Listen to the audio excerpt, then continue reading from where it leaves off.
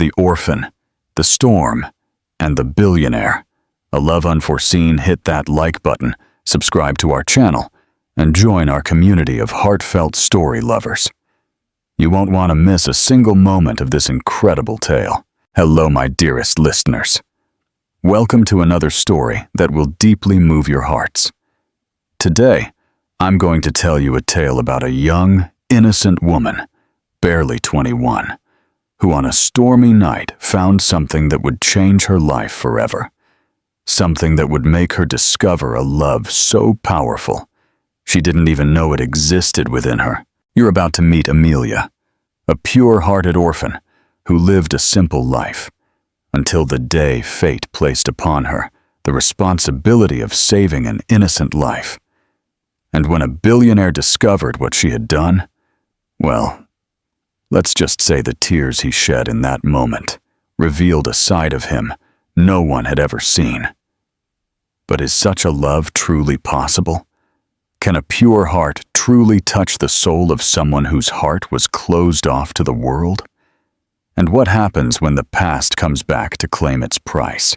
Before we begin, I want to sincerely thank each and every one of you who is here with me, who chooses to spend this time listening to these stories that speak directly to the heart. You are the reason I do this with so much love. Tell me one thing. What are you doing this weekend while listening to our story? Are you enjoying Saturday, relaxing on the sofa, and getting a little emotional? Are you doing that weekend cleaning and want something nice to listen to? Or maybe you're enjoying a lazy Sunday, tucked in bed with no rush to go anywhere. However you're enjoying these days off, I'm glad you chose to be here with me. Now, let's begin our story. Prepare your hearts, because what you are about to hear will show you that true love still exists in this world. A life of quiet struggle. Amelia Davies woke up that Friday morning with the same ache in her chest she had felt every morning for 5 years, ever since her grandmother passed away and left her completely alone in the world. At 21, she had already faced more pain than many people face in a lifetime. Yet she still managed to find the strength to get out of bed and face another day. Her alarm clock read 5:30 a.m., and she knew she had another day of hard work ahead. Amelia was one of those people who didn't complain about life, even when life seemed to conspire against her at every turn. She slowly rose from the old mattress, which lay directly on the floor of her small, one-room apartment on the outskirts of London. The place was very simple, but it was all she could afford with the money she earned working as a cleaner 3 times a week and selling homemade pastries on the other days. The peeling paint and cold concrete floor told the story of a difficult life, but Amelia always kept everything impeccably clean and tidy. She had learned from her grandmother that poverty was no excuse for neglect, and that a home, however humble, should always be dignified. Her routine was always the same. Wake up early, take a quick shower under a faucet that sometimes didn't even heat properly, have a simple coffee with bread, and head to Mrs. Harrington's house, where she worked on Mondays, Wednesdays, and Fridays, cleaning an enormous mansion in the city's most elegant neighborhood. Amelia didn't mind the hard work. In fact, she even liked keeping things organized and clean. But what hurt her most was the way Mrs. Harrington spoke to her, as if she were inferior, as if she wasn't a human being just like her. As she tidied the mistress's kitchen that morning, Amelia had no idea it would be her last day in that house. She was mopping the floor when she heard Mrs. Harrington's shrill voice shouting her name from upstairs. "Amelia, come here now."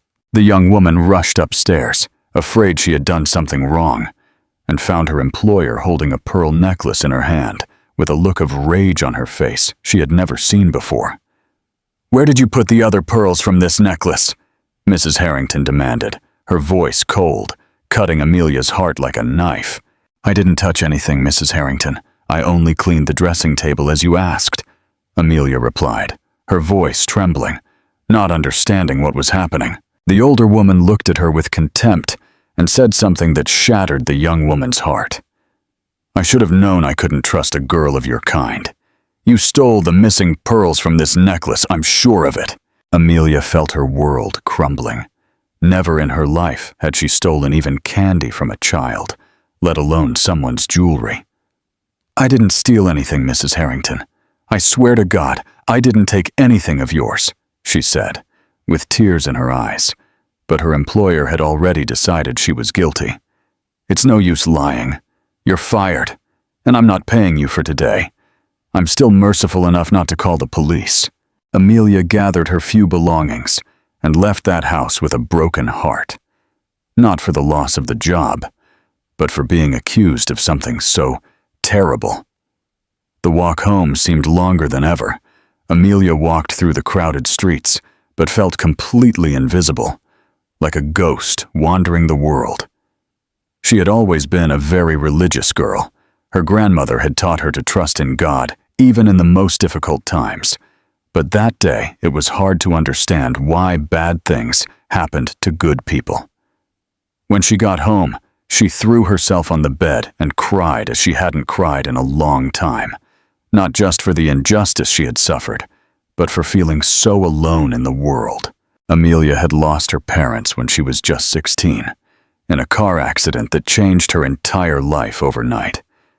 She was an only child, and went to live with her maternal grandmother, Mrs. Rose Davies, a woman of faith who worked as a nanny for wealthy children, and raised her granddaughter with much love and many lessons about character and dignity.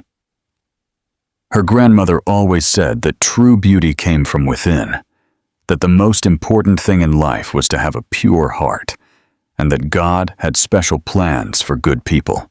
When Mrs. Rose died 3 years later, a victim of cancer discovered too late, Amelia found herself alone in the world at 19, without family, without money, and without prospects for the future. The only thing her grandmother had left her was that small, paid-off apartment and an unwavering faith that everything would turn out all right in the end. Amelia had never had a boyfriend, had never been kissed, had never had any intimate experience with any man. It wasn't for lack of opportunity, because she was a very beautiful young woman, with straight brown hair, honey-colored eyes, and a sweet smile that lit up any room. The problem was that Amelia was very afraid of giving herself to someone, and being abandoned as she had been so many times in her life. She protected her heart and her body as if they were treasures, waiting to find someone who truly deserved the pure love she had to offer. Her grandmother always said that virginity was a gift a woman should only give to the man of her life, and Amelia took that advice very seriously. She dreamed of getting married in church, having children, and building the family she had always wanted. That Friday afternoon, after crying a lot, Amelia got up and decided she wasn't going to sit idly by feeling sorry for herself. She had some ingredients at home and decided to make a batch of pastries to sell over the weekend at the neighborhood square. This was how she supplemented her income when money was tight. And now that she had lost her job, she needed to chase after any source of money that appeared. While making the dough and preparing the filling, she prayed, asking God for strength to overcome this new difficulty and trusting that He had something better in store for her. The night arrived with a sky full of dark clouds that promised rain, and Amelia was finishing packing the pastries when she began to hear the first rumbles of thunder. She looked out the window and saw that the weather was truly bad, with strong winds swaying the trees and lightning cutting across the sky. At least there won't be much activity in the square tomorrow, she thought, knowing that rain always drove away customers. But Amelia had no idea that the approaching storm would bring something into her life that would change everything forever, something that would make her discover a love greater than anything she had ever felt. What kind of person do you think Amelia is, based on what you've learned about her so far? Share your thoughts below. The miracle in the storm. The rain began to fall around 8 p.m., at first slowly, as if the sky was testing the strength of the droplets. But then it came with a violence Amelia had never seen before. The wind rattled the apartment windows, and the thunder was so loud it seemed to be exploding right above the building. She was sitting on the bed, mending a hole in the only pair of jeans she owned, when the power suddenly went out, leaving everything completely dark. "My goodness, what a storm," Amelia murmured, blindly searching for her phone to use the flashlight. The battery was almost dead, but it was enough for her to find a candle she kept for emergencies. The weak candlelight cast strange shadows on the walls, and the sound of the rain pounding on the roof was so loud it seemed as if the water would break through and flood the apartment. Amelia covered herself with a thin blanket and stayed there, waiting for the storm to pass and asking God to protect everyone who was out on the streets at that moment. Around 10 p.m., when the rain was easing a bit, Amelia heard a different sound coming from outside. It was as if someone was rummaging in the building's trash, and she thought it might be a homeless person looking for food or shelter. She had always had a soft spot for vulnerable people, and even thought about going down to offer the pastries she had made. But with all that rain and no light in the building, it was too dangerous to go out. It was then that she heard something that made her heart pound in her chest, a faint cry, almost a whimper, coming from below her window. It wasn't the cry of an adult or an older child. It was a very specific sound she recognized immediately, even though she had never been around babies. "Oh my God, there's a baby down there," she told herself, jumping out of bed and rushing to the window. The rain was still falling, but it was lighter, and she could hear the cry more clearly. Amelia didn't think twice. She grabbed her phone's flashlight, even though the battery was almost dead, put a coat over her clothes, and ran down the building stairs. The front gate was half open from the wind, and she stepped directly onto the sidewalk where the neighbors' trash cans were. The crying came from behind the large bin, and when she shined her phone light, she nearly fainted at what she saw. Inside a cardboard box, soaked by the rain, lay a newborn baby, so tiny it fit in the palm of her hand, completely wet and trembling with cold. The little creature was wrapped in a dirty, torn towel, and the umbilical cord was still attached, but it had been cut haphazardly, all uneven and dirty. The baby cried with such a weak voice that barely any sound came out, and Amelia saw that its skin was very pale, almost bluish, clear signs of hypothermia. "Oh my God! Oh my God! Who would do such a thing?" Amelia cried, tears streaming down her face, taking the baby in her arms with all the care in the world. The little creature was so light, it felt like an injured bird, and she could feel its tiny bones through its thin skin. "Quiet, my love. Auntie is here now. Nothing bad is going to happen to you," she whispered, though she knew the baby was in a very serious condition. Amelia ran back up to her apartment, the baby clinging to her chest, trying to transfer the warmth of her own body to the tiny creature that was nearly dying of cold. When she got home, the first thing she did was remove the baby's wet clothes and saw that it was a boy. She took one of her own t-shirts, which was dry and clean, and wrapped him with all the tenderness she could. "I need to take you to the hospital," she told him, but immediately remembered she didn't have money even for bus fare, let alone to pay for medical treatment. The nearest public hospital was far away, and with that rain and no buses running, it would be impossible to get there. "What do I do, God? Please help me," she prayed, looking at the baby who had stopped crying, but was breathing very weakly. Amelia remembered some things she had seen in movies and TV shows about first aid. She heated water in a pot, put it in a plastic bottle, and wrapped it in a towel to make a makeshift hot water bottle. Then, she put the baby on her chest, skin to skin, and covered herself with all the blankets she had at home. "Stay calm, my love. Auntie will take care of you," she repeated like a prayer, stroking the baby's bald little head. The baby was perfect, even in that state.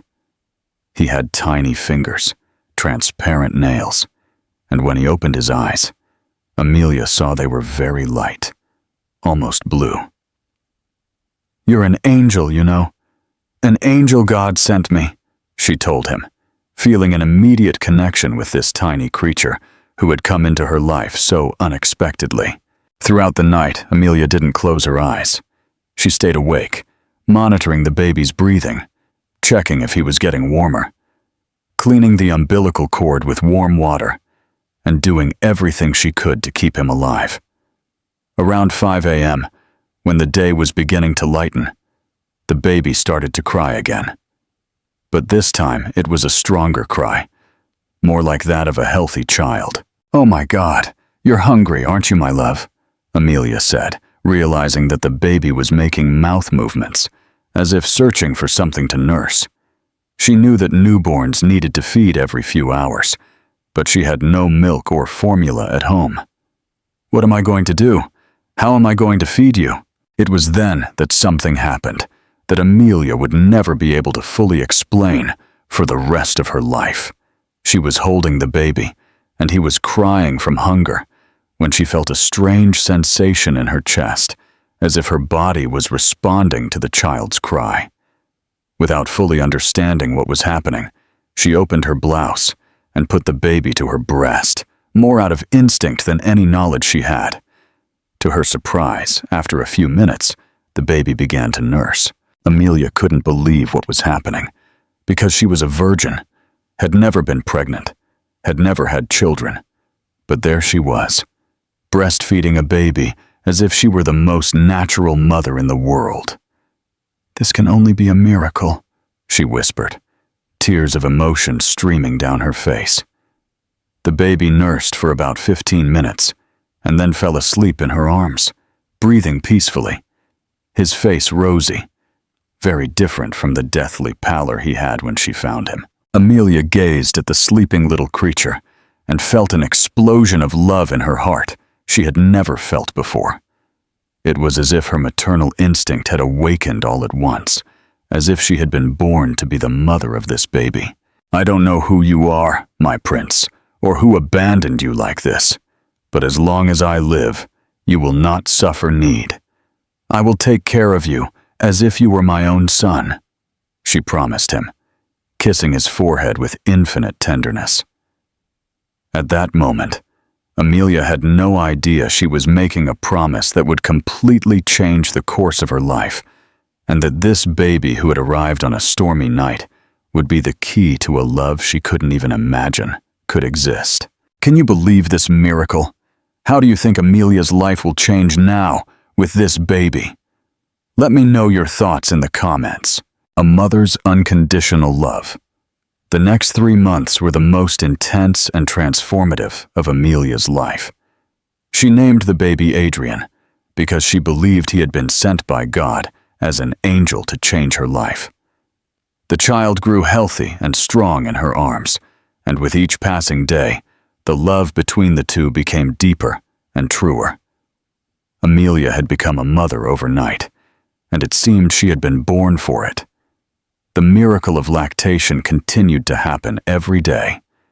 Despite being a virgin and never having gone through a pregnancy, Amelia's body responded to the baby's needs as if she were his biological mother.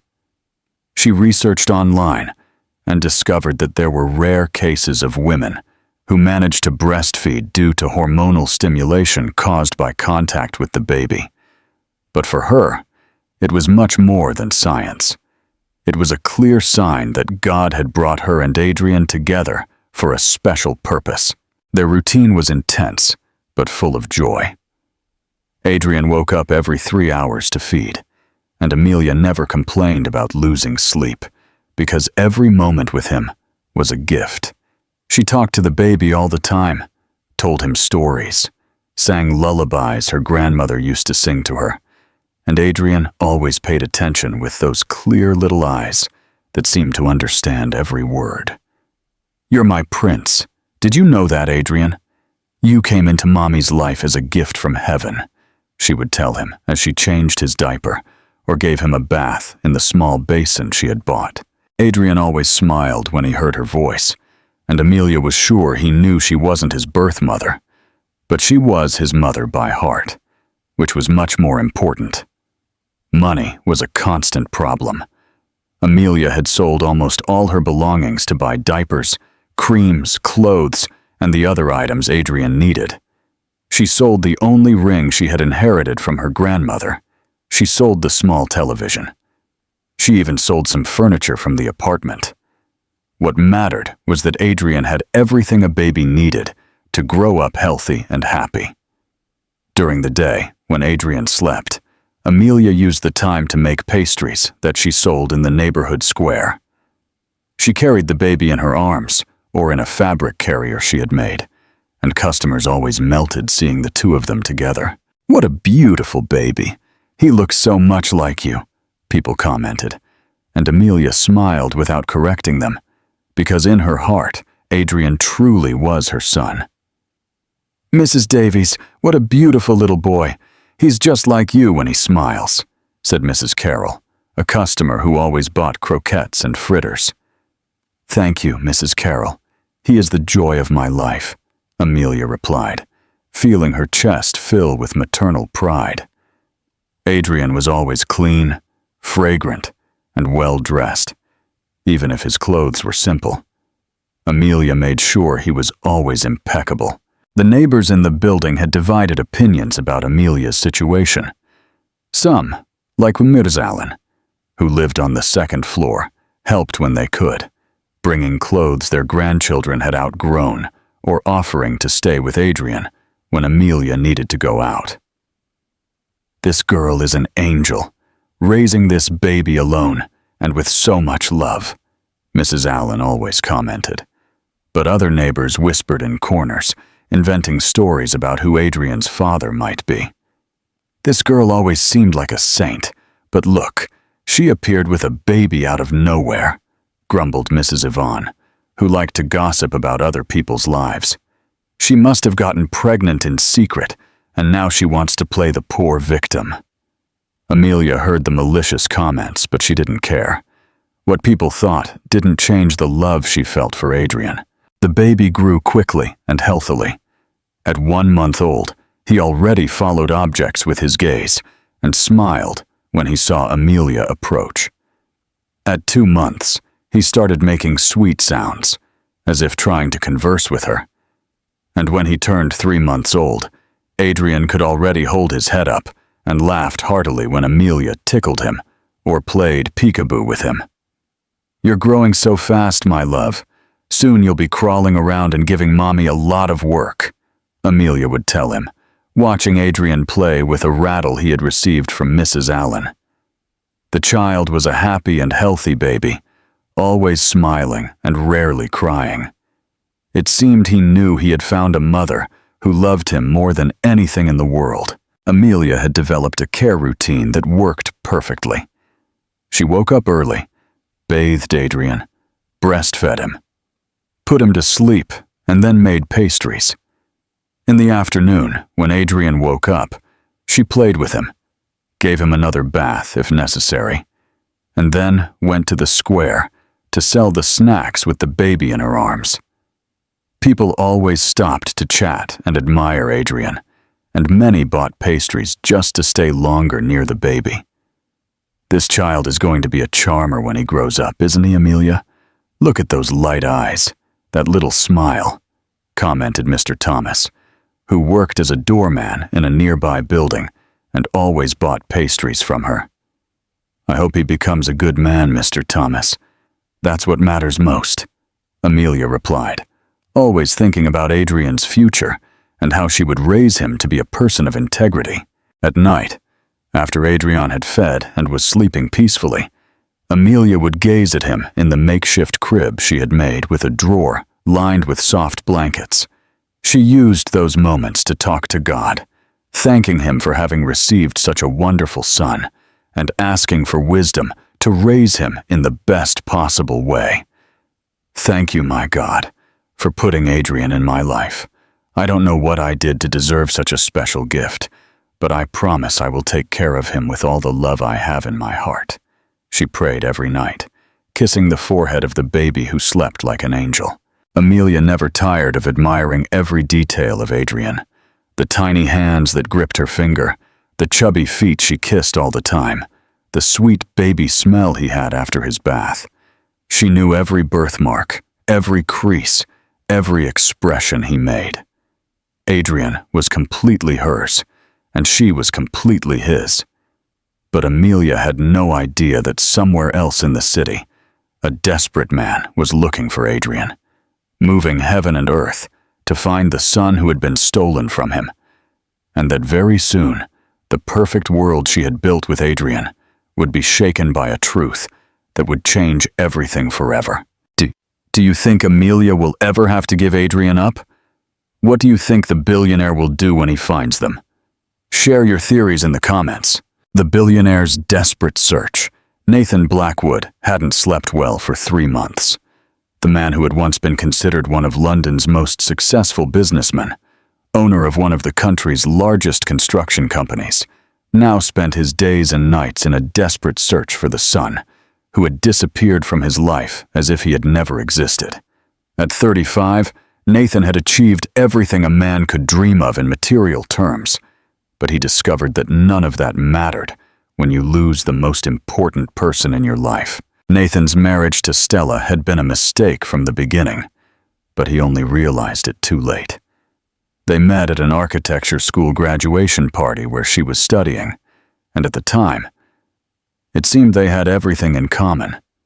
Stella was beautiful, intelligent, came from a wealthy family like his own, and everyone thought they were the perfect couple. But what Nathan didn't know was that behind that facade of a sophisticated woman, Stella hid a chemical dependency that would destroy everything they built together. The first years of marriage were even reasonable. Nathan was focused on expanding the family business, and Stella seemed content with the luxurious life he provided. They lived in a mansion in the city's most elegant neighborhood, traveled the world, frequented high society parties, and from the outside, they seemed to have a perfect life. But inside the house, things were very different. Stella had changed after the marriage, becoming cold, distant, and Nathan felt he was married to a stranger. It's only when Stella became pregnant, 5 years into the marriage, that Nathan discovered the truth about his wife. She had started using drugs in college, first only on weekends. Then it became an addiction that she managed to hide very well. During the pregnancy, she promised she would stop, and Nathan believed her because he desperately wanted to be a father. He had grown up without a mother, who died when he was 15, and he dreamed of giving his son the love and presence he had missed in his own childhood. "Nathan, I promise I'll be an exemplary mother. Our son will have all the best life can offer," Stella said, stroking her already large belly. And Nathan believed her because he needed to believe. He had already chosen the name, Adrian. He had already decorated the baby's room. He had already made the plans to be the father he never had. When Adrian was born, Nathan fell madly in love with his son. The baby was perfect, with clear eyes just like his, and an angelic face that melted anyone's heart. "My son, you are the most precious thing that has ever happened to me," he would tell him, holding Adrian in his arms and feeling a happiness he had never experienced before. But the joy was short-lived.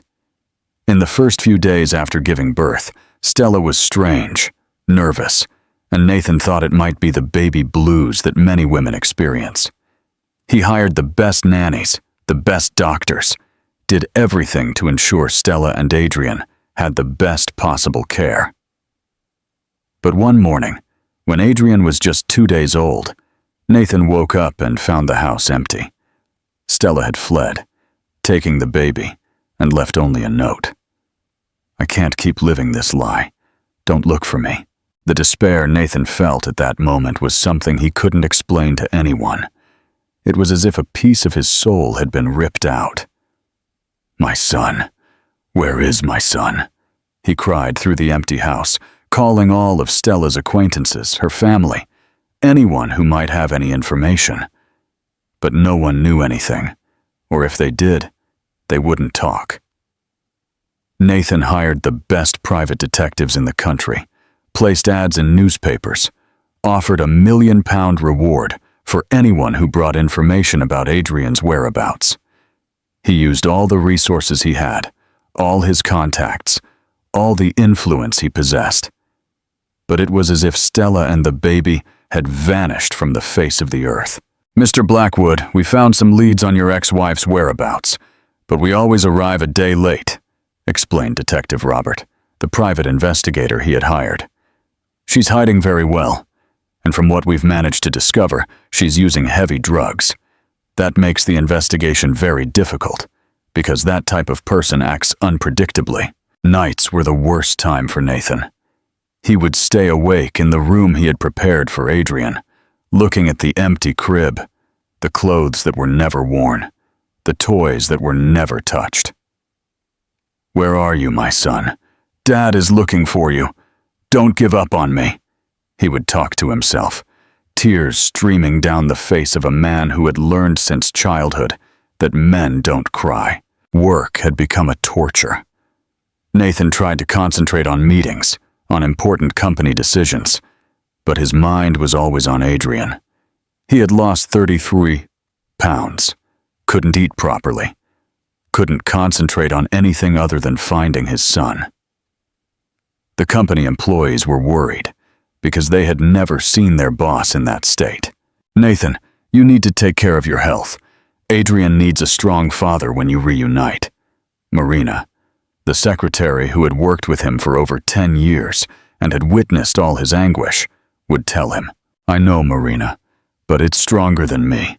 I can't think of anything else but my son," he would reply, running his hand over his tired face. After 2 months of fruitless searching, Robert brought information that made Nathan's heart race. "Mr. Blackwood, we managed to track your ex-wife. She was in a poor neighborhood in the city center, but when we arrived there, she had already left. But one of the people we talked to said she was with a baby for a few weeks, but then she appeared alone. We are investigating what happened." "What do you mean she appeared alone?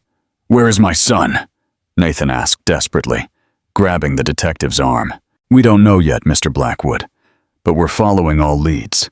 She may have left the child with someone or—" Robert didn't finish the sentence, but Nathan understood what he was implying and felt the world collapse again. It was then that Robert obtained crucial information. "Mr. Blackwood, we discovered your ex-wife was last seen in the eastern region, near a housing estate. We're going to focus our search in that area. If Adrian is alive, we will find him."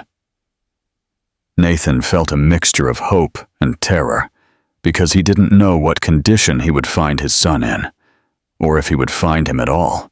A father's reunion. Nathan had been walking the streets of the periphery for 2 hours, accompanied by Detective Robert, when he saw something that made his heart almost stop. In the small park of a simple square, a young woman was sitting on a bench with a baby in her arms, softly singing a lullaby. Even from a distance, even after 3 months of desperation and sleepless nights, Nathan immediately recognized the light hair and the little face he saw in his dreams every night. "It's him, Robert.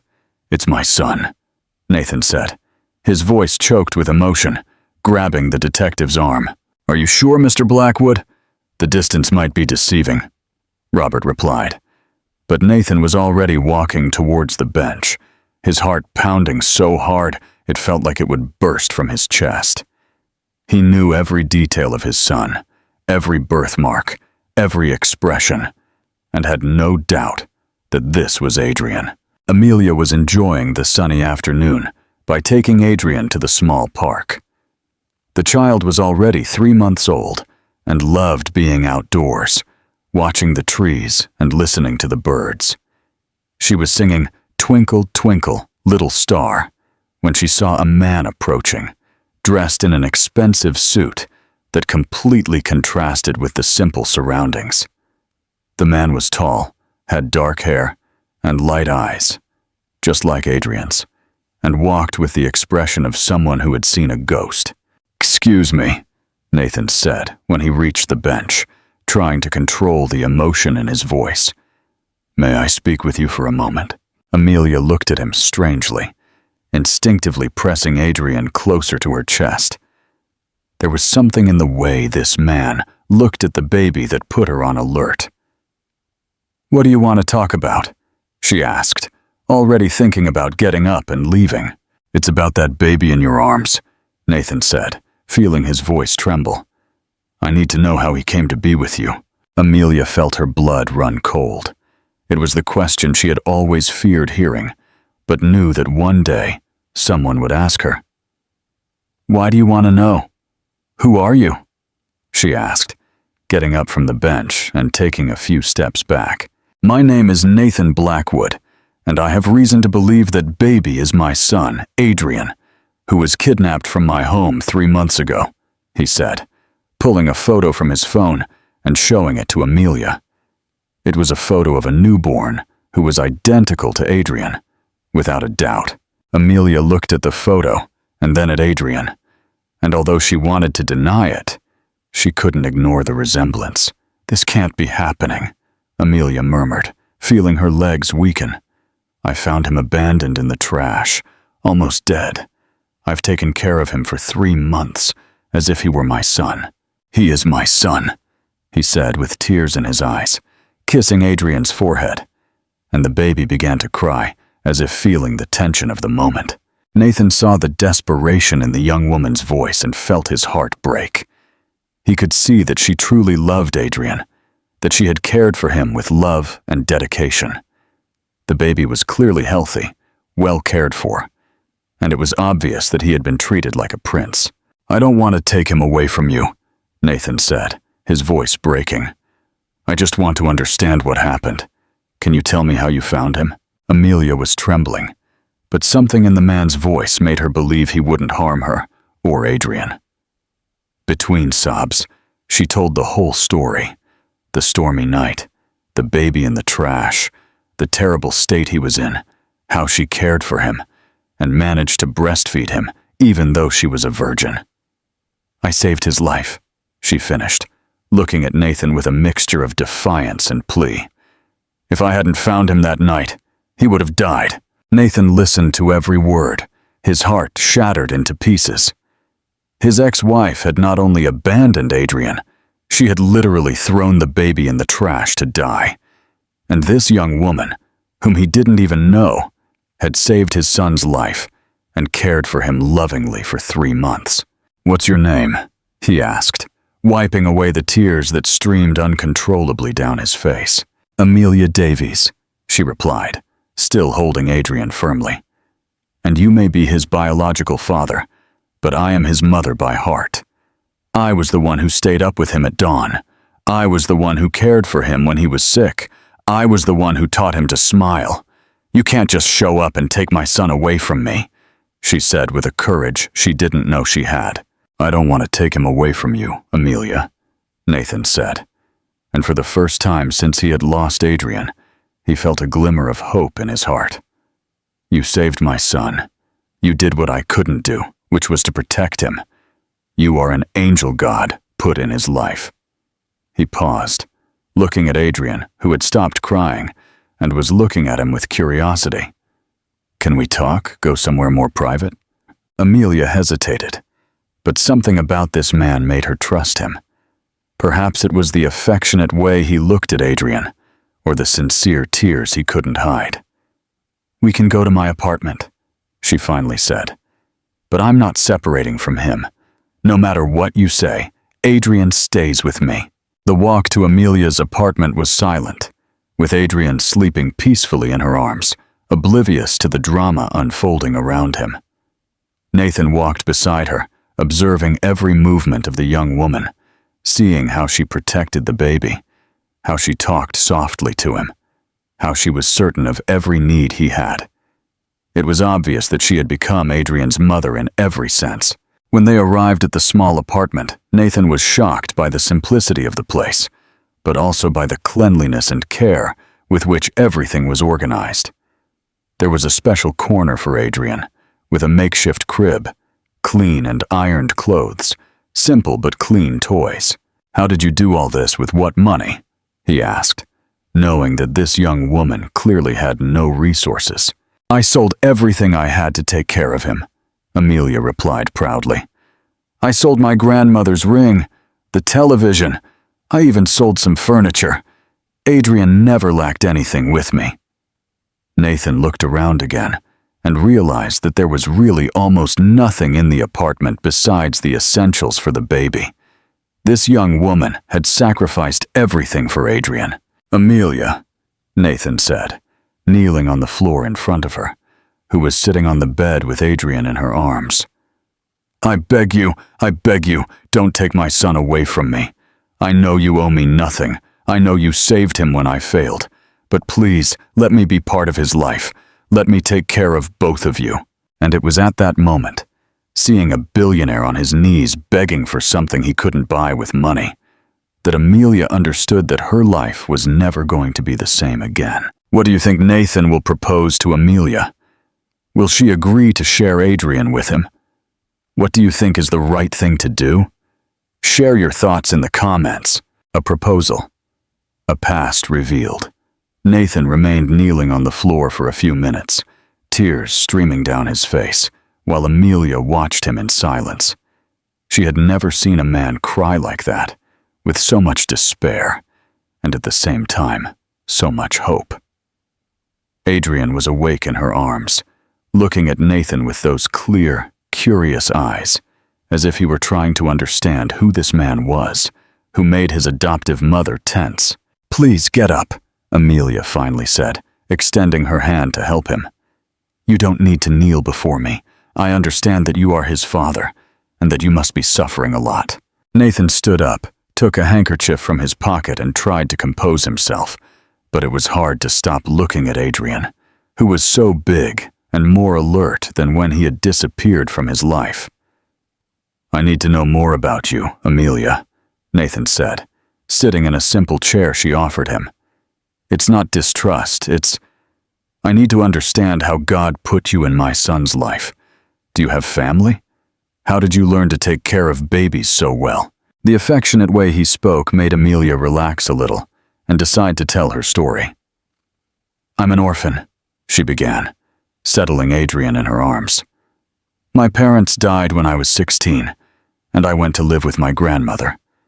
She raised me until I was 19, when she also died of cancer. Since then, I've lived alone, working as a cleaner and making pastries to sell."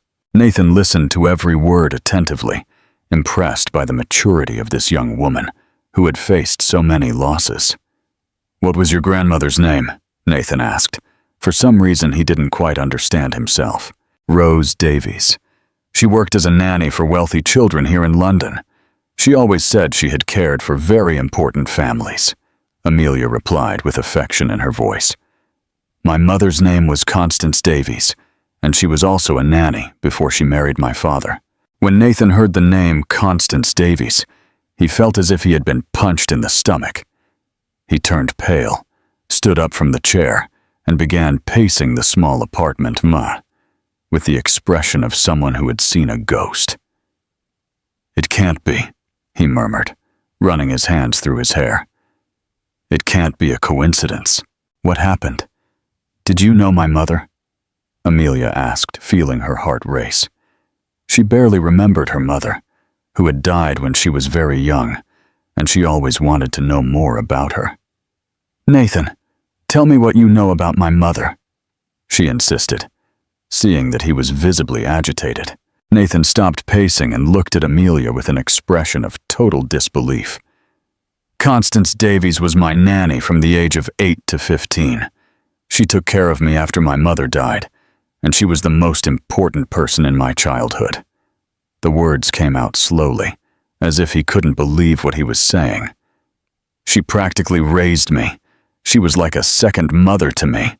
Amelia was speechless. She put Adrian in the makeshift crib and stood up, looking at Nathan as if he were a ghost. "This can't be happening. It can't be a coincidence that you are Adrian's father and knew my mother," she said, feeling her legs weaken. "Tell me about her. I want to know everything." "Constance was an incredible woman," Nathan began, his voice choked with emotion. "She came to our house when I was devastated by my mother's death. I was a rebellious child. I didn't want anyone to touch me. I didn't talk to anyone. But she had infinite patience with me."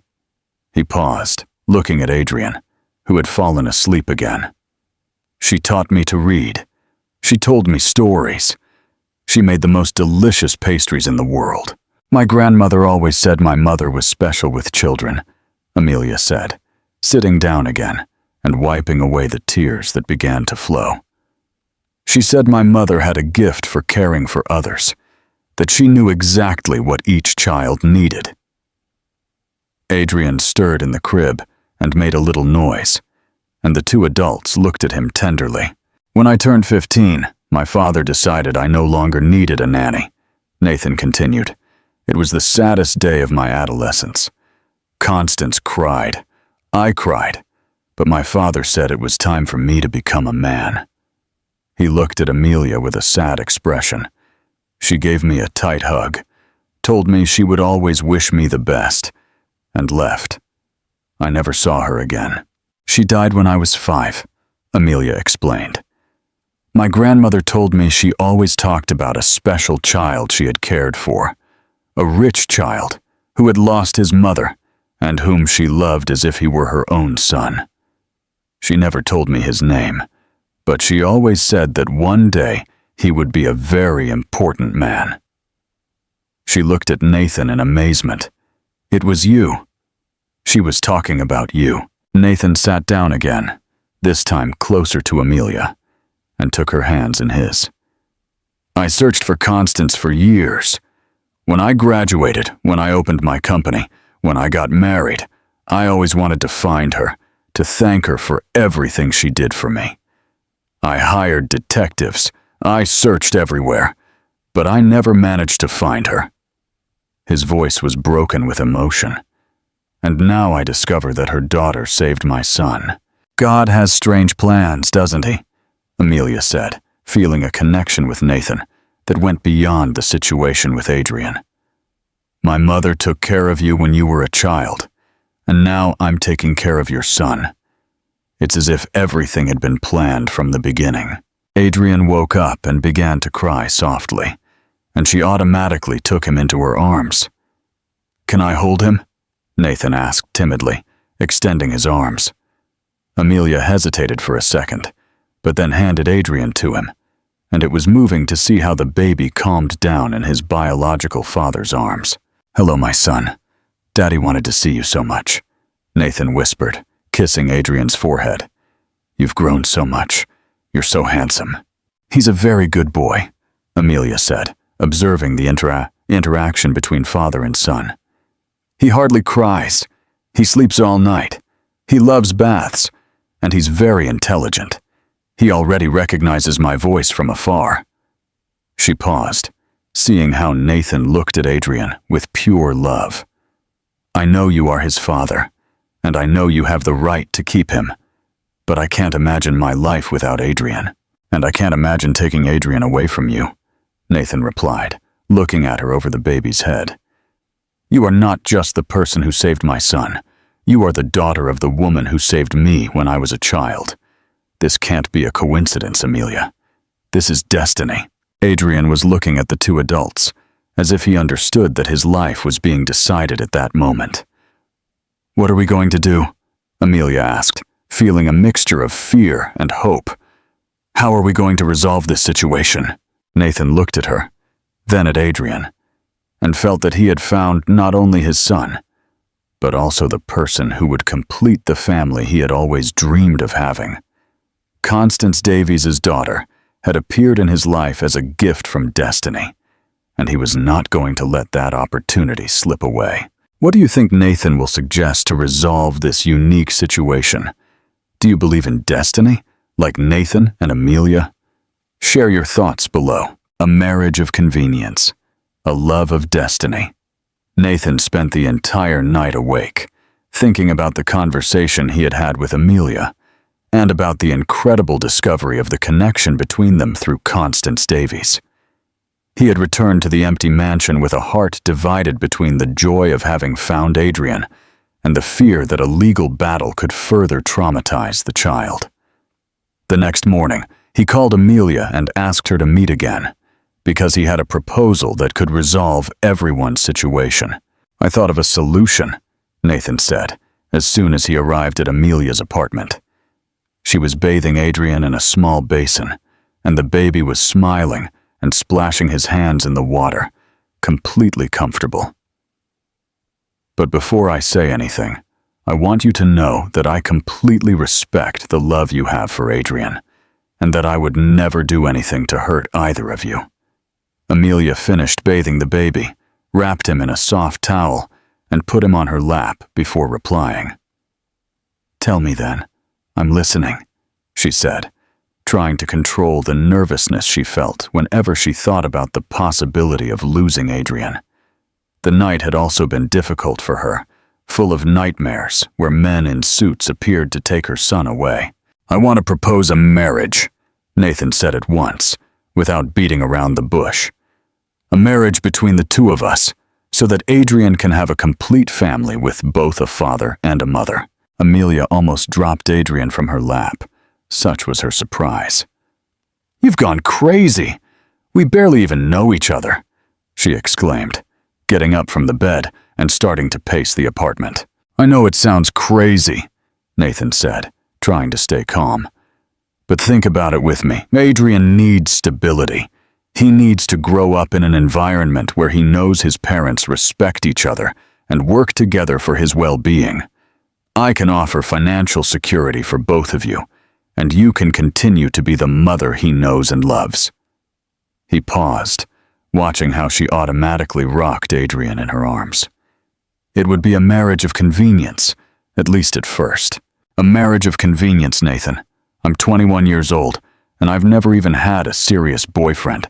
I can't just marry a stranger, even for Adrian," Amelia said, feeling her heart race. "Besides, I'm a virgin. I've never been with any man. How do you expect me to get married like that, out of nowhere?" Nathan felt his heart clench when she mentioned she was a virgin. There was something in her purity and honesty that deeply touched him, that made him want to protect her from all the bad in the world. "I would completely respect your boundaries," he said sincerely. "It would just be a paper, a way to ensure Adrian has legal and emotional security.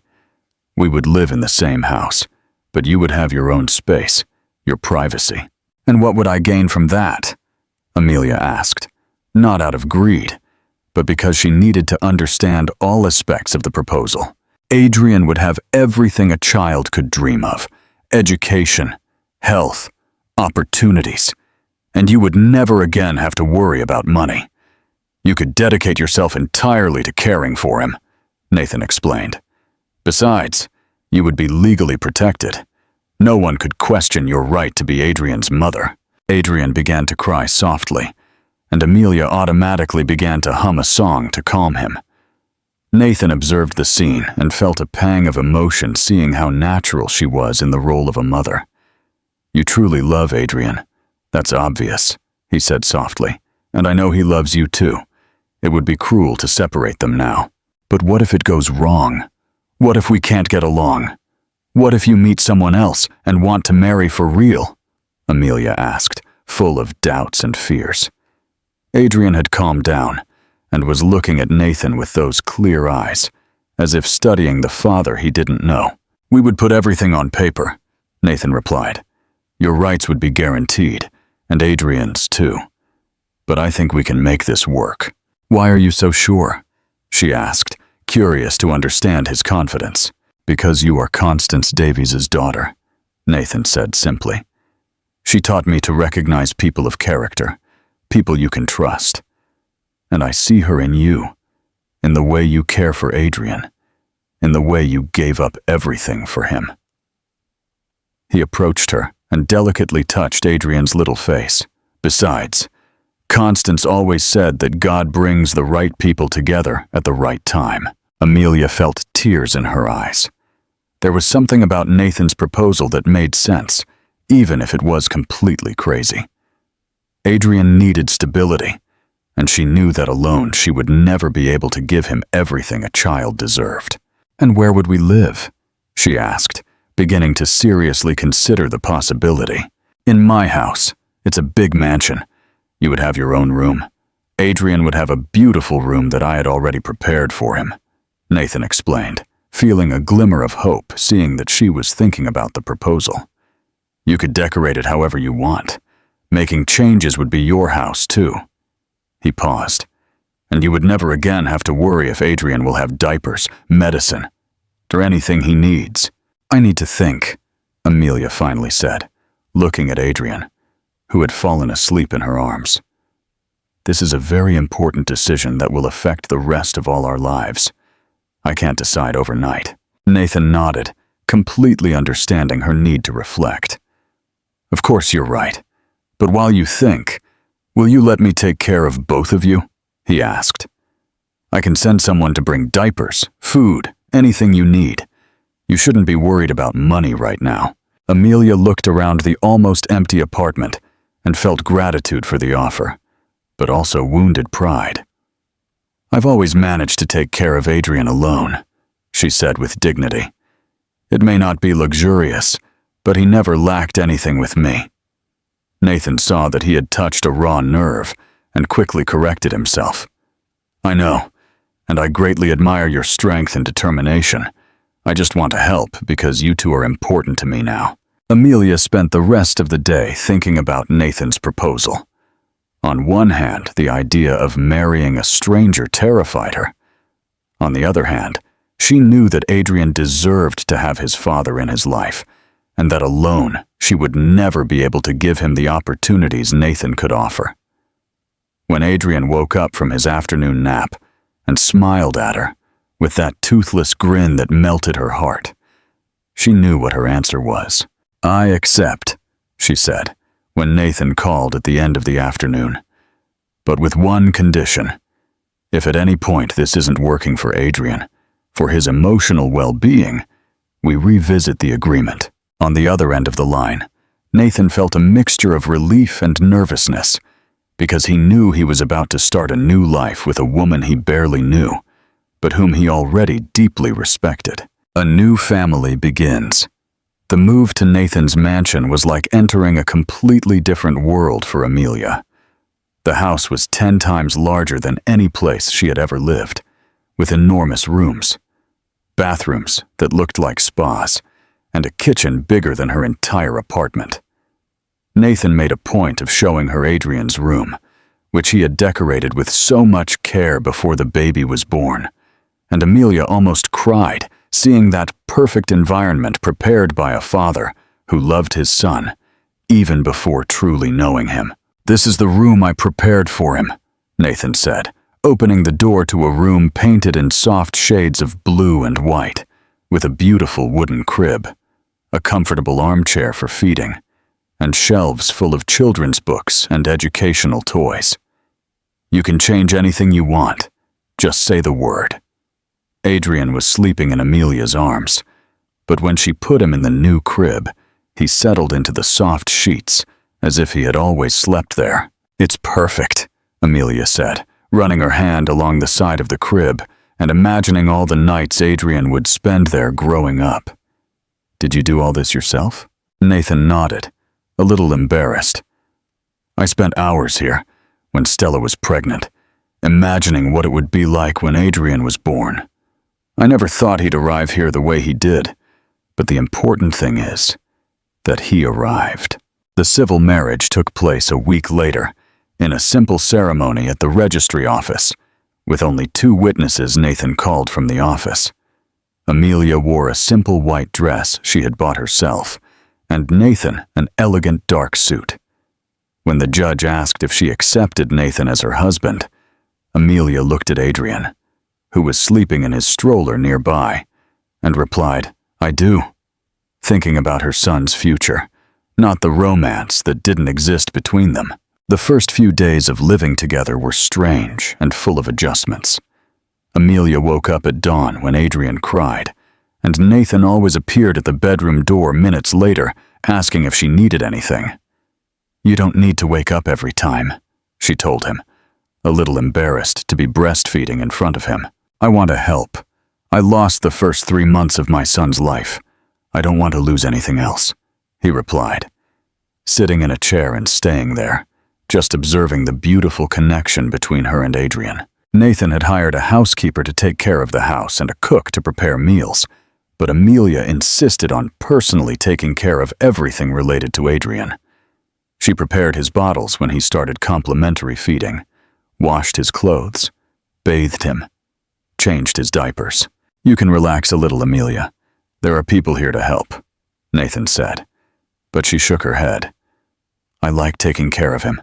It's always been this way, and that's how I feel useful," she explained, folding Adrian's tiny clothes with the same care as always. Nathan observed and felt a growing admiration for this young woman who had sacrificed everything for a child who wasn't even biologically hers. There was something in her dedication that touched a part of his heart that had been closed for a long time. Nights were the most special time in the new routine. After Adrian was fed and asleep, Amelia and Nathan would sit in the living room and talk about their day, about plans for the baby, about life in general. "Did you always want to have children?" she asked him in one of those conversations, curious to get to know the man she had married better.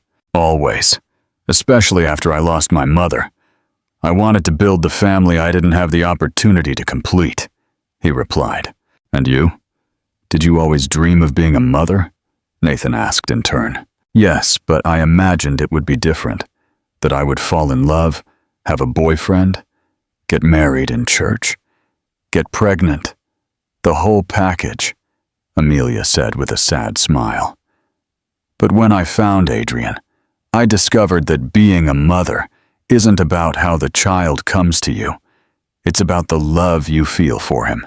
As the weeks passed, Nathan began to show a more sensitive and affectionate side. He would come home from work, and the first thing he would do was look for Adrian and Amelia. "Where's my prince?" he would say, taking Adrian in his arms and covering his face with kisses. The baby always smiled when he saw his father, and it was beautiful to see the connection between the two growing day by day. "He's starting to recognize you," Amelia commented one afternoon, seeing Adrian stretch his little arms out to Nathan as soon as he arrived. "I lost so much time in his life," Nathan said with sadness. 3 months might seem little, but in a baby's life, it's an eternity." Amelia saw the pain in his eyes and felt like comforting him. "You didn't lose them because of you. And the important thing is that now he's here, present in your life," she said, lightly touching his arm. It was the first time she had voluntarily touched him, and both felt a different spark in that contact. Nathan looked at her with an intensity that made Amelia's heart race, and for a moment, it seemed they were going to kiss. But Amelia quickly pulled away, embarrassed by her own reaction. I need to prepare Adrian's bath," she said, leaving the room almost running. Nathan stood there, feeling that something had changed between them, but respecting the space she needed. Meals began to be eaten as a family, with Adrian in the special high chair Nathan had bought, and the three of them truly seemed like a real family. "He's growing so fast," Amelia commented, watching Adrian try to grab the pieces of fruit she offered him. "Soon he'll be crawling around and getting into mischief," Nathan said, laughing, when Adrian purposely threw food on the floor. "Nathan," Amelia said at one of those meals, "can I ask you a personal question?" He nodded, curious. "How was your marriage to Stella? Were you happy?" The question caught him by surprise, but he decided to be honest. "No, I thought I was, but now I realize we never had a true connection. It was more a partnership than a marriage." "And now? Do you miss having a real wife?" she asked, nervously playing with her napkin. Nathan looked at her, then at Adrian, who was smiling, covered in baby food, and felt his heart clench. "I have a wife," he said simply. "It may not be in the traditional way, but you take care of me, of our home, of our son. You are my wife." That night, after putting Adrian to bed, they sat on the sofa to watch a movie, but ended up talking all night. Nathan talked about the loneliness he felt in the mansion before they arrived, and Amelia talked about how terrifying, yet wonderful, it was to suddenly have a family.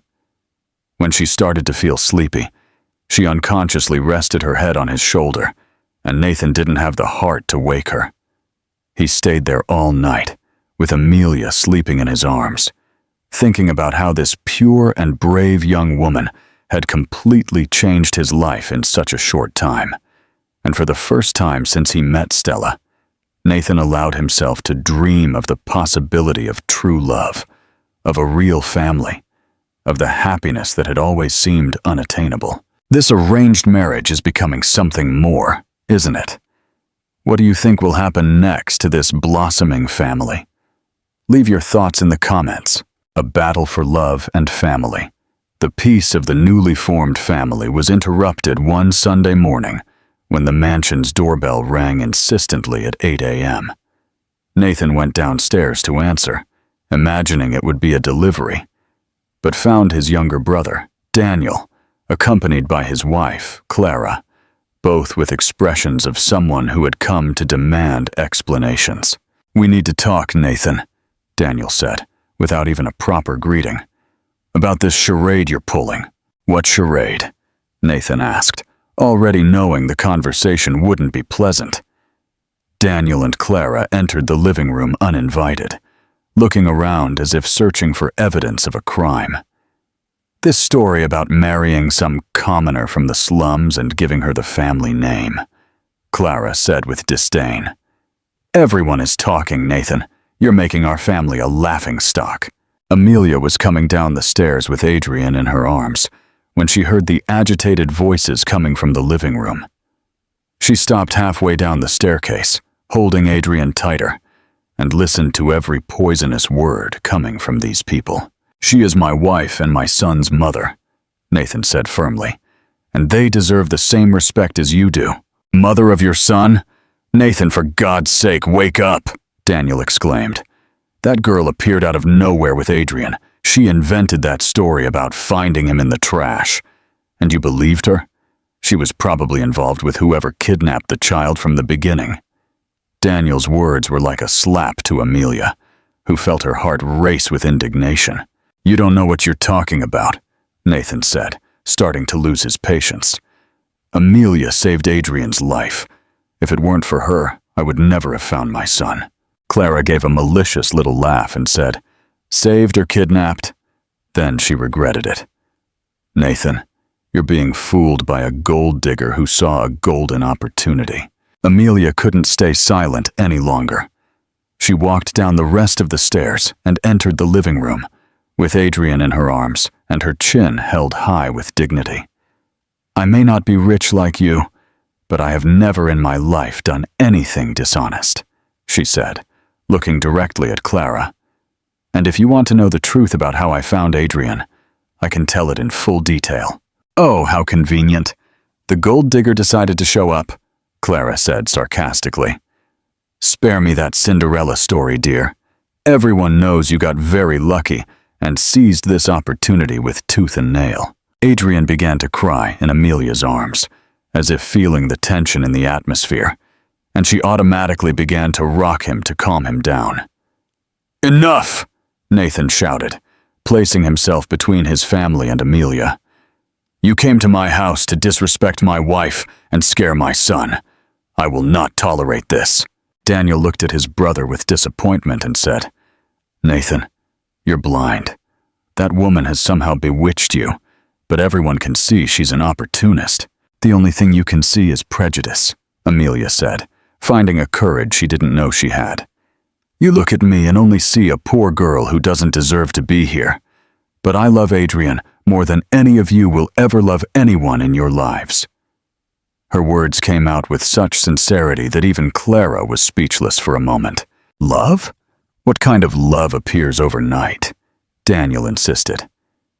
"Do you want us to believe that a stranger found a baby and suddenly became an exemplary mother? That doesn't exist, Nathan. Something is wrong with this story. Adrian had stopped crying and was looking at his uncle with a serious expression, as if he didn't like this man either. I will prove it to you, Amelia said, handing Adrian to Nathan and leaving the room. She returned a few minutes later with a folder containing all the documents related to Adrian, photos from when she found him on the first day, prescriptions for medicines she had bought, receipts for diapers and clothes, even the medical report from when she finally managed to take him to a health center.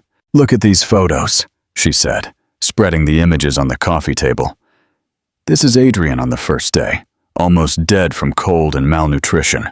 These are the dirty and wet clothes he was wearing. These are the receipts for everything I bought for him, selling my own belongings. The evidence was irrefutable, showing the terrible state Adrian was in and the dedicated care Amelia had given him. Clara looked at the photos and for the first time seemed moved. The images clearly showed a baby who had been abandoned to die, and a young woman who had sacrificed everything to save him. This doesn't prove anything, she said, but with less conviction than before. Anyone can take photos and invent a story. Invent? Amelia asked, with tears of anger in her eyes. Invent that I stayed up all night for 3 months taking care of him? Invent that I sold even my grandmother's ring to buy diapers? Invent that I managed to breastfeed him as a virgin because my body reacted to the maternal love I felt? Her voice was broken, but firm. Nathan saw Amelia's desperation and felt a fury he had never felt before. You've said enough, he said, standing up and pointing towards the door. I want you to leave my house now, and don't come back until you learn to respect my family. Daniel tried to protest, but Nathan was unyielding. Go. Now. After Daniel and Clara left, Amelia collapsed onto the sofa and began to cry uncontrollably. They're right, she sobbed. I shouldn't be here. I'm a poor girl who has no place in your world. Nathan sat beside her and hugged her, with Adrian still in his arms. Don't say that. You have more place here than any of those people, he said, stroking her hair. You saved my son. You built a family with me. You taught me what true love is. They are the ones who don't deserve to be part of our lives. Amelia cried in his arms, feeling for the first time that she truly had someone to protect her. But the problems were just beginning. On Monday, Nathan received a call that sent a chill down his spine. Mr. Blackwood, it's Robert, the detective. I have some news you won't like. His ex-wife was back. She's clean from drugs and wants to regain custody of Adrian. The news came like a bolt from the blue. Stella had spent 3 months in an expensive rehabilitation clinic, managed to break free from her addiction, and now returned, claiming she had been a victim of a temporary psychotic crisis when she abandoned her son. She hired London's best lawyers, Robert explained, and she's claiming she was coerced by drugs, that she wasn't responsible for her own actions. This can't be happening, Amelia said when Nathan told her the situation. Adrian was sleeping in his crib, oblivious to the drama unfolding around him. She abandoned him to die. How can she want him back now? Nathan took her hands, trying to convey a confidence he didn't feel. We're going to fight. We're going to prove that Adrian is better off with us, that you are his true mother, Nathan said. But deep down, he was terrified of the possibility of losing his son again. The battle to come would be the most difficult of their lives, and the future of the family they had built depended on convincing a judge that love was stronger than biology. What will happen in court? Do you think the judge will rule in favor of the biological mother or the woman who saved and raised Adrian? Share your predictions in the comments. The verdict and a forever love. Adrian's custody battle lasted 2 intense months, with tense hearings where every detail of Amelia's life was scrutinized by Stella's lawyers. Stella appeared in court completely transformed, in expensive clothes, well-groomed hair, and a rehearsed speech about how she had overcome her addiction and was ready to be a mother. "I was sick, Your Honor," she told the judge with tears in her eyes. "Drugs made me do terrible things, but now I'm cured and I want my son back." Amelia attended everything from the witness stand, holding Adrian in her arms, who was now 6 months old and a joyful, healthy child who clearly recognized her as his mother. "She may be clean from drugs now," Nathan's lawyer argued, but Adrian spent the first days of his life with Amelia Davies, who saved him from certain death and has been his mother in every sense. "But I am the biological mother," Stella retorted, looking at Adrian with an expression that seemed more like possessiveness than maternal love. "He is my flesh and blood, and now that I'm well, I can take care of him as he deserves." When she tried to approach Adrian during one of the hearings, the baby immediately began to cry desperately and only calmed down when he returned to Amelia's arms. The decisive moment came when the judge called Amelia's neighbors to testify. Mrs. Allen, the woman from the second floor who had always helped with Adrian, took the stand firmly. "Your Honor, I saw this girl care for this baby like no mother I know. She stayed up with him at dawn. She sang to him. She never complained once. That baby was dying when she found him, and look at him now." Mrs. Carroll, who bought pastries from Amelia in the square, also testified. "Your Honor, this young woman sold everything she had to buy diapers for the child. I saw her cry with joy when he smiled for the first time. I saw her teach him to clap. That's a true mother, not someone who throws a child in the trash." But it was the testimony of Dr. Liam Watson, a pediatrician from the health center who had followed Adrian, that changed everything. When Amelia first brought Adrian in, he was malnourished and showed clear signs of abandonment. She didn't have money for private consultations, but she followed everything I instructed. More importantly, she was breastfeeding the baby despite being a virgin. That only happens in cases of extreme maternal love. "What do you mean, breastfeeding as a virgin?" the judge asked, intrigued. "Your Honor, it's a rare phenomenon, but real. When a woman has intense contact with a baby and develops profound maternal love, the body can naturally produce milk. It's scientific proof of the emotional bond between her and the child," the doctor explained. Stella was visibly agitated by this testimony. She knew she had never managed to breastfeed Adrian in the few days she had him, and now she discovered that a stranger had managed to do what she, the biological mother, could not. "That means nothing," she said nervously. "I was sick. I wasn't in a condition to breastfeed." The judge then asked to observe Adrian's interaction with each of the women. When Stella tried to hold him, Adrian immediately cried and stretched his little arms out to Amelia. When he returned to Amelia's arms, he calmed down immediately and smiled, making the sweet sounds he always made when he was happy. The difference was striking and moved the entire courtroom. "There's something else I need to reveal," Nathan said, asking to speak. "Amelia is the daughter of Constance Davies, who was my nanny during my childhood and practically raised me after I lost my mother. Constance taught me the values I have today, and I see those same values in her daughter. This is no coincidence. It is destiny." The judge pondered for a few minutes, looking at Adrian, who was happy in Amelia's lap, then at Stella, who looked increasingly desperate. "My decision is based on the best interest of the child," he finally said. "Although Stella is the biological mother, it is evident that Adrian recognizes Amelia as his mother, and that it was she who ensured his survival and healthy development. Custody remains with Nathan Blackwood and Amelia Davies," the judge announced.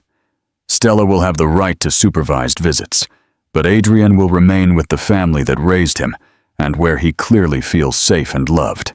Amelia began to cry with relief, kissing Adrian, who laughed, thinking his mom's tears were funny. Stella tried to appeal, but her own lawyers advised her to accept the decision. She left the courtroom crying, finally understanding that She had forever lost the right to be Adrian's mother when she chose to abandon him to die. "He was my son," she murmured to Nathan as she left. "He is your son," Nathan replied firmly. "But now he has a true mother." That night at home, after putting Adrian in the crib that was now officially his forever, Nathan and Amelia sat on the living room sofa. "I can't believe it's over," she said, still processing the victory. "Adrian really is ours now." Nathan looked at her and felt his heart overflow with love for this brave woman who had fought for his son. "Amelia," he said, taking her hands in his, "I need to tell you something. This marriage started as a convenience, but you became much more than a partnership to me. You became the woman of my life." Amelia felt her heart race because she felt the same way, but had been afraid to admit it. "I love you too, Nathan," she whispered, looking into his eyes. "I don't know when it happened, but at some point you stopped being just Adrian's father and became the man I want by my side forever." They kissed for the first time, a sweet kiss full of promises for the future. "Do you want to renew our vows? Get married for real? This time for love?" Nathan asked, caressing her face. "In church, in a white dress, as you always dreamed?" Amelia smiled with tears in her eyes and nodded. "I want to marry you every day, if necessary." 6 months later, in the same church where Amelia used to pray alone when she was single, she walked down the aisle in a wedding dress, carrying Adrian in her arms. The child wore a tiny suit and a bow tie, smiling at all the guests, as if he knew it was a special day. When the priest asked if she accepted Nathan to be her husband, she looked at the man who had become her partner and best friend, and replied, "I accept with all the love in the world." Adrian grew up in a family full of love, never knowing that one day he had been abandoned, knowing only the affection of two parents who loved him unconditionally. And when he turned 2, he received a little sister, whom Amelia and Nathan made together, completing the family that God had planned for them from the beginning. The orphan girl who found a baby in the rain had also found her own happy ending. And so ends the story of Amelia and Adrian, a story that teaches us that true love has nothing to do with blood or money, but with dedication, sacrifice, and devotion. Amelia discovered that being a mother doesn't depend on having given birth to a child, but on loving without limits a child whom God placed in her arms. And Nathan learned that happiness is not in the riches we accumulate, but in the special people we choose to share our lives with. Sometimes God allows us to go through storms to prepare us for the miracles He has reserved for us.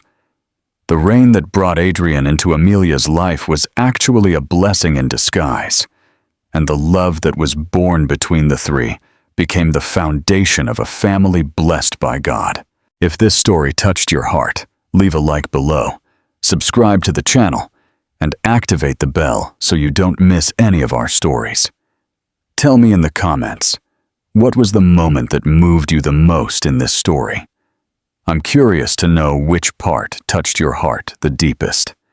And don't forget to share this story with someone who needs to believe in the power of true love. May God bless you and your families, and may you always have faith that the best days are yet to come. Until the next story.